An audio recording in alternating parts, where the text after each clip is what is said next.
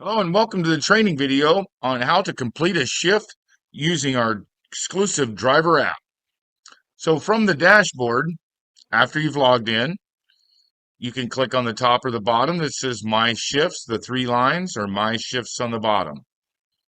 Then you'll go and you can look at the view of your shifts by day or by the week.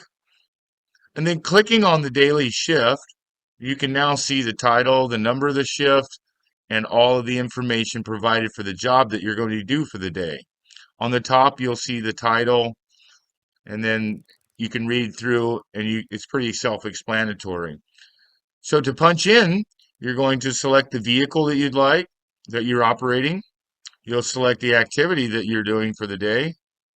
In most cases for subcontractors, this will be your dump truck, the number, and then what company you're working for, and then milestone trucking as activity. Then you'll go to your checklist and complete your pre-trip checklist.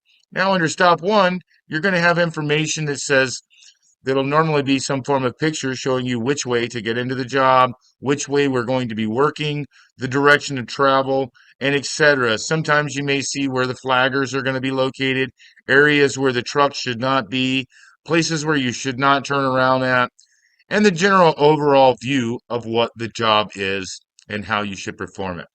So you can click done, and then you are now ready to look at stop one and get the directions for where you're going to go. At this point, you're at your yard or your origin, and now you're headed to the job site.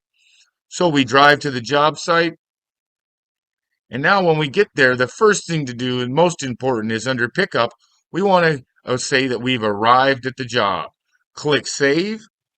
Now you're ready to start getting loaded with your first load of material. If you're hauling from a mill or you're getting loaded at a pit, no worries. Just as soon as you're done getting everything loaded and you're ready to move on your way, go ahead and pick up the amount of material that you picked up. This is all in tons. Now, milling, you're obviously not going to know exactly how much tonnage you have, but just use an estimate of basically what your truck carries. Now you're going to click save that. Now you're ready to move to stop two. Stop two is always going to be a dump site. It's always going to be where you're dropping the material off. You'll enter the same quantity of material that you entered under pickup and then you'll select the location or the material load count that you dropped off. So 23 tons and you dropped off load one. Now you click save.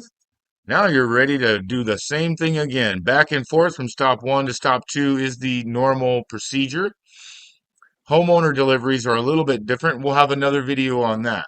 So you've arrived back at the mill and you're going to pick up load two. Enter the quantity, scroll down to load two. Now you're ready to click save and you're on your way back to the dump site.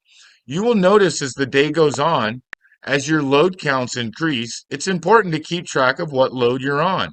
You can always tell what load you're on by scrolling to either stop one or stop two and seeing the last load, and that will tell you where you're at as far as load counts go. And the timestamps never should be edited. Do not go back and try to edit your timestamps because it's just going to mess up the flow of the timestamps. If you make a mistake, just contact us using the message button below and we will correct your mistake on the back end in the software. Try not to make mistakes as this creates a lot of extra work for our organization. If you go slow and pay attention as you start using this app, you'll get better and better with it. Now, the last load of the day, the foreman's come to your, or the company representative comes over to your truck and says, hey, we're going to be signing you out.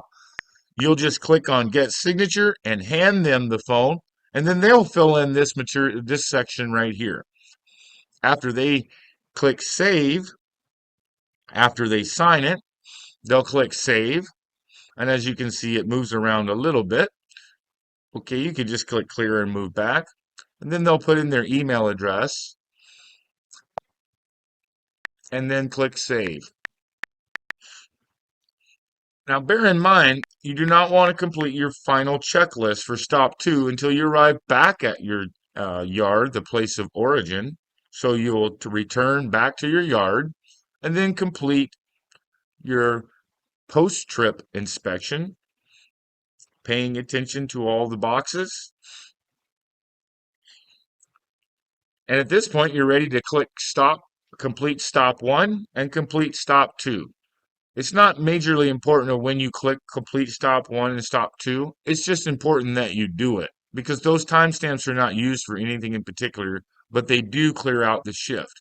Now, after the end of the day and you're ready to go home and you've done your checklist, you've completed your stops, you literally punch out and you're done for the day. Thank you for watching, guys. If you have any trouble with this video or with any of the instructions on how to use the driver app, contact us through the message button down at the bottom of your app. Thank you.